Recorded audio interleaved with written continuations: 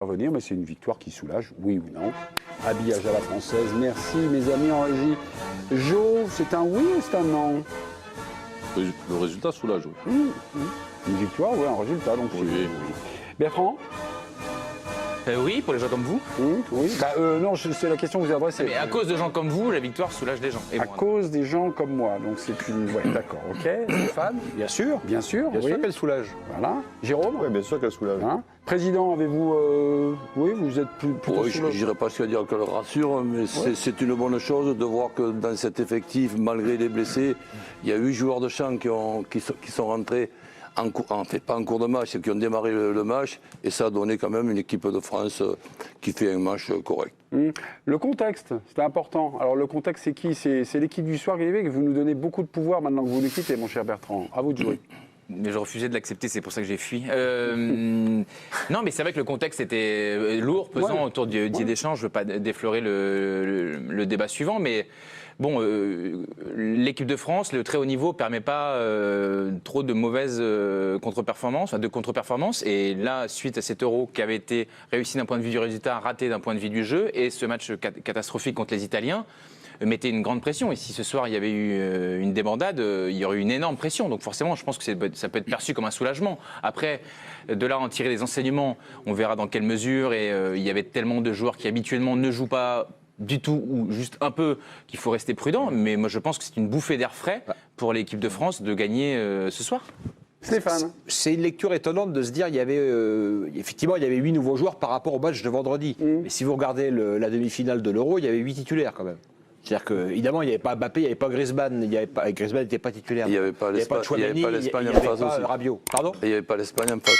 Oui, ce qui est important de mais je veux dire, dans le 11 de départ de Deschamps ce soir, il y a 8 joueurs qui ont démarré contre l'Espagne. Donc moi, ça m'a surpris même parce que quand j'ai vu cette compo, j'avais l'impression que c'était un peu du grand n'importe quoi, mais en fait c'est une compo assez stable par rapport à... Il y en avait 7, pardon, parce que j'oublie Hernandez qui n'était pas côté gauche. Mais ce que je veux dire, c'est que moi j'étais aussi surpris vendredi soir. Je n'avais pas anticipé d'être aussi déçu face à l'Italie que je n'avais anticipé avant le match d'être aussi satisfait ce soir de ce que j'ai vu. Voilà.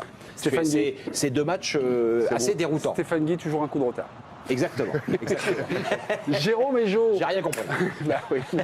Jérôme et Jo, vous l'avez senti comment ce match? À plusieurs étages, à plusieurs degrés, un début de match, la compo. Paradoxalement, moi, c'est le fait qu'on ait mal commencé qui me fait aimer la suite. Ouais. Et notamment, on reparlera après du petit Koné, mais je trouve ça d'autant plus remarquable de faire ce match-là après les débuts qu'il avait fait, avec un jaune en plus. Donc, au-delà du jeu où on savait très bien que voilà, ça, du jour au lendemain, on n'aurait pas un 5-3 avec cette Belgique-là qu'on sait malade depuis un moment maintenant. Mais honnêtement, oui, elle soulage. Rendez-vous compte, le contexte, on ne peut pas passer à côté. Mais en plus, individuellement, il y a des joueurs qui ont fait vraiment leur match, je trouve. Vraiment. Sur les joueurs. On me dit d'aller voir Giovanni, parce que Giovanni, évidemment, a remplacé Bertrand Latour. Giovanni, déjà, c'est bien le deuxième match, donc il y a une victoire à débriefer. Donc non, mais je vous sentais un peu corseté lors de votre... le président, son poste de président, il n'a plus la parole. Déjà, je suis dans le peuple. Oui, et en plus, on ne me donne pas la parole, on me donne la parole avant à Giovanni. Chaque fois qu'il y a quelqu'un de sérieux, tu es président. Alors, en effet, Giovanni... mais il peut. Giovanni, vous avez l'autorisation... Mais soyez bon et soyez bref. Merci, Giovanni. Giovanni, votre impression, est-ce que vous avez eu l'impression d'assister à un match de Ligue des Nations, un match de haut niveau ou un match d'entraînement? Opinion de Giovanni.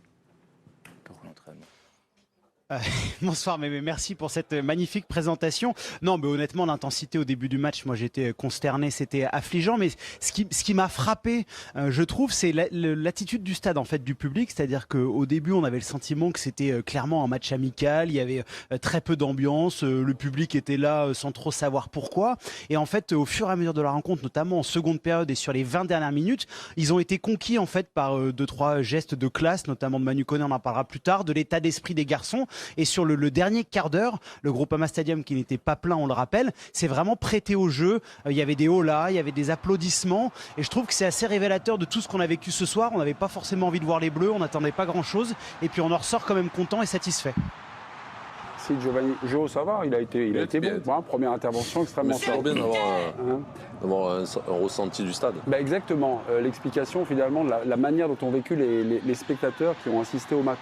Jo, pour vous, ce match, ça vous soulage? On rentre un petit peu dans le contenu, un peu dans le petit truc, tranquillement, là, vous nous prenez la main. Qu'est-ce que vous avez constaté Ça soulage pas plus que ça, mais je pense que ça soulage un peu l'ensemble de l'équipe de France et du staff par rapport à tout ce qu'on vient de dire. C'est-à-dire que c'était assez pesant l'atmosphère qu'il y avait autour d'eux.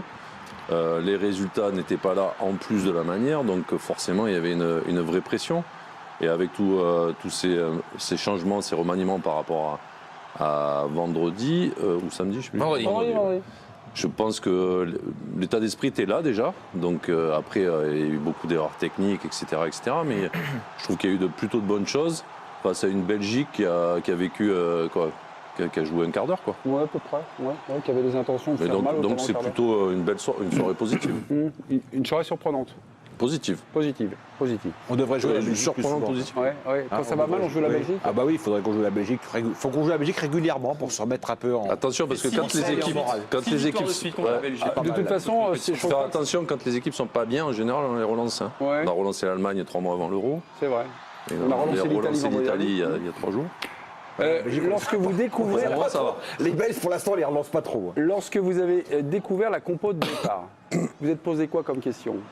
L'identité, on va dire, des attaquants, genre qui peut marquer, l'identité du milieu de terrain, qui va faire le lien. Est-ce que vous vous êtes posé ce genre de questions quand vous avez découvert la compo? On peut se poser des tas de questions, mais je pense que la question pour moi qu'il faut qu'on se pose, c'est est-ce que ces 2 matchs en 3 jours, et pourquoi seulement 3 jours au milieu et pas 4, ont été gérés, et comment ils ont été gérés? Je ne sais pas si ça a été bien expliqué, puisque nous avons 2 matchs à faire.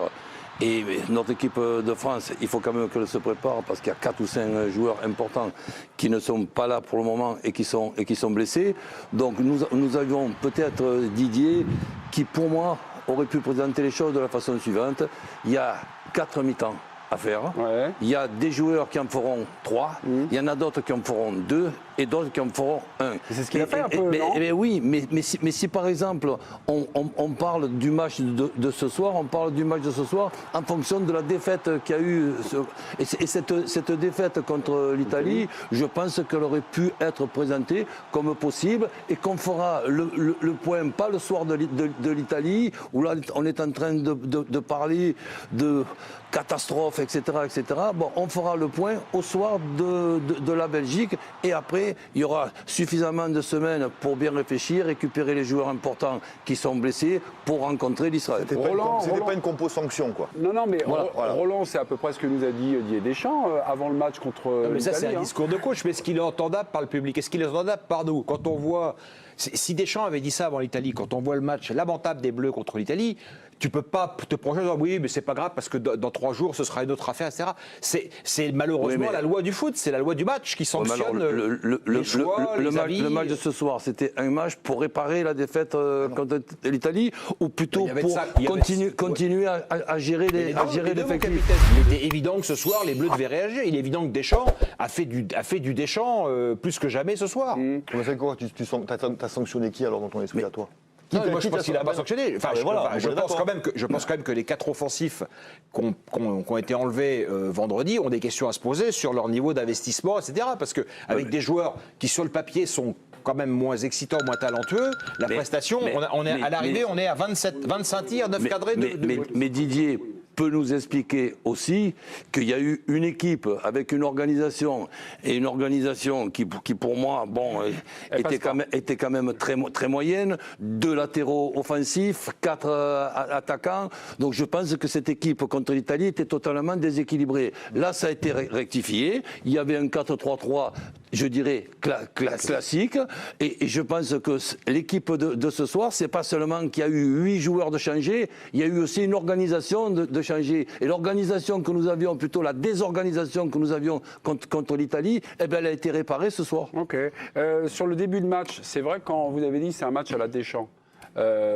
Aucun pressing sur le porteur, on voyait les faces, on voyait enfin tous les défenseurs belges être capables d'évoluer sans avoir la moindre contrainte.